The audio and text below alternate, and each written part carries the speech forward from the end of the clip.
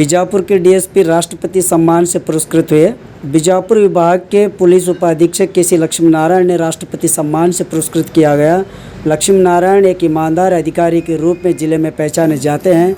अपराधियों के स्वप्न के रूप में दिखाई देते हुए भी अपना प्यार आम जनता में कायम किया है।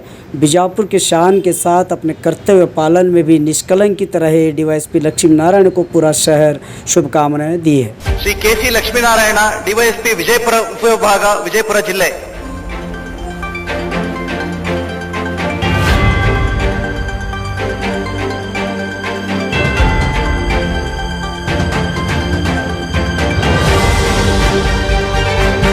Shri MK. Tammayya DYSP ACB.